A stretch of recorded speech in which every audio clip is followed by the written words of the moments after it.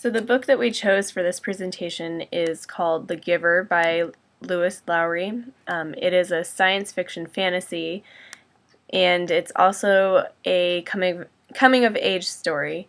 A brief summary could be that um, the main character is a boy named Jonas, and he lives in a utopian society and has been selected to train for a rare and honored secretive position called the Receiver of Memory.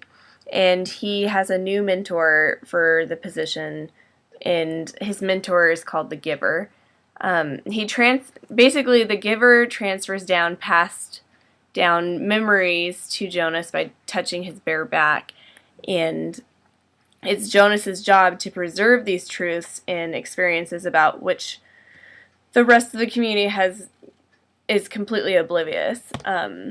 This allows Jonas the ability to see beyond what his community has been genetically rewired and engineered not to see.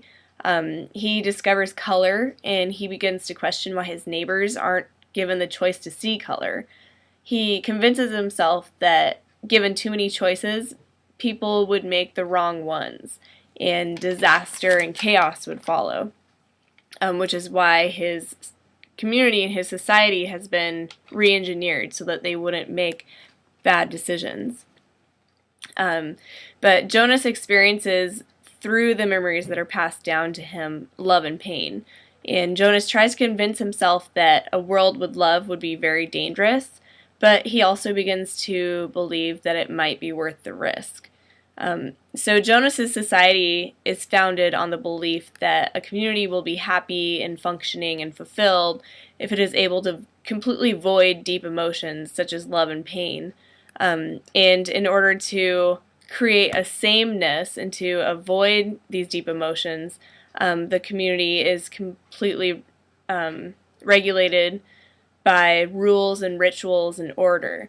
And in this way, no one has to experience prejudice, injustice, or insecurity. But basically, what we can take away from this book is that a life without love is not worth living, which is what we find at the end of The Giver.